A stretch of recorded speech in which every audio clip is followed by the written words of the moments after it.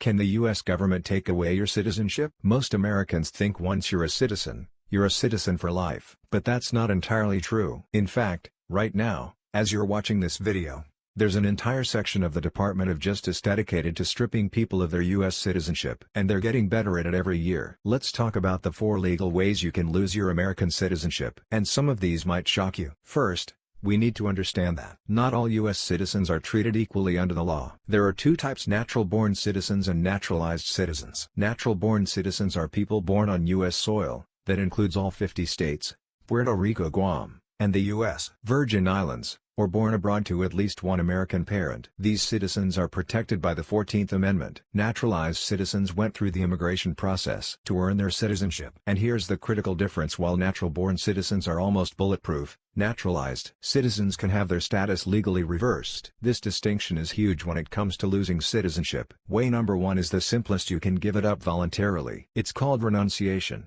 And thousands of Americans do this every year. But here's what most people don't know: you can't just send an email or sign a form at home. You must appear in person at a U.S. embassy or consulate in a foreign country. You'll sign an official oath of renunciation and pay a hefty fee over $2,000 as of 2025, and once you do it, it's permanent. No going back. Ever. You lose your passport, your right to vote, federal benefits like Social Security, and you'll need a visa just to visit the U.S. like any other foreigner. So why would anyone do this?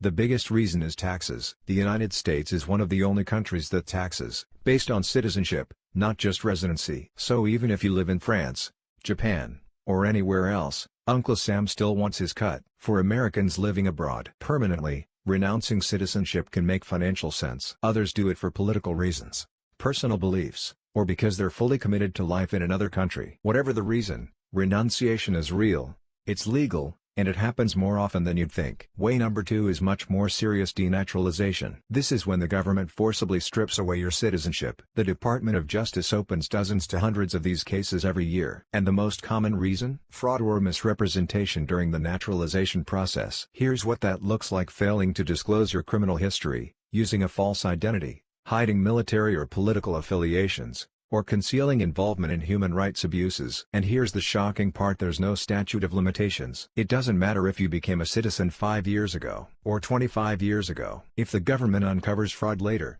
they can revoke your citizenship. Let me give you real examples. A Bosnian man had his citizenship stripped after it was revealed he participated in war crimes during the Yugoslav Civil War, something he intentionally failed to disclose. Another case involved a former concentration camp guard who lived in the U.S. for decades. Once his past was uncovered, he lost his citizenship and was deported. These aren't isolated incidents. This is part of a legal trend stretching back decades. And the government has an entire denaturalization section within the Department of Justice that works with Homeland Security and ICE. They use biometric databases and AI algorithms to audit immigration records and identify fraud. Even in cases that are decades old, the process works like this: something suspicious is found, a formal case is filed in federal court, you have the right to a lawyer and can present evidence. But if the government proves its case, you lose everything: your citizenship, your passport, your right to vote. You don't even go back to being a green card holder. You become what's called a removable alien, meaning you can be deported. Way number 3: hostile associations. If within 5 years of becoming a citizen,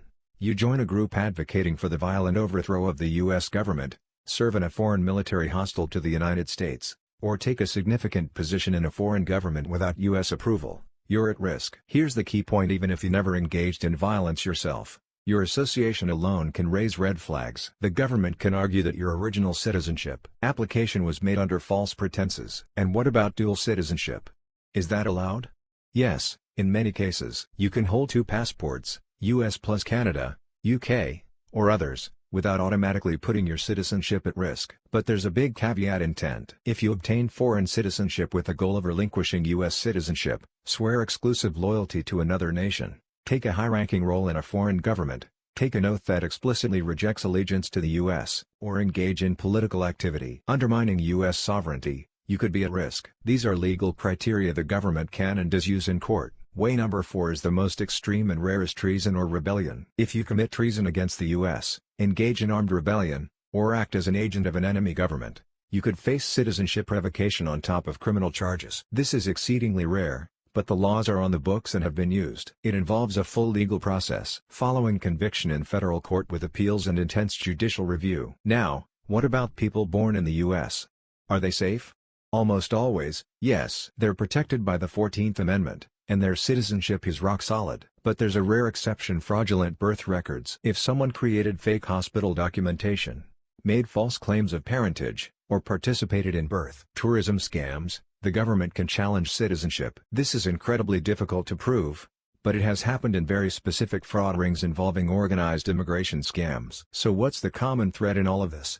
Intent, deception, and fraud. The US government can't just take away citizenship on a whim. There must be clear and provable evidence that you either gave it up voluntarily or obtained it illegally. The burden of proof is high, but once the government clears that bar, the results are final and irreversible. Here's the bottom line: US citizenship is incredibly powerful. It comes with rights, protections, and privileges that millions around the world dream of, but it also comes with responsibilities and vulnerabilities. Whether you're naturalized or born here, know your rights and know the law, because what you don't know can cost you everything. US citizenship is powerful, but it's not bulletproof. There are legal mechanisms, active government processes, and real-world cases happening right now that prove your citizenship can be taken away. More stories coming daily.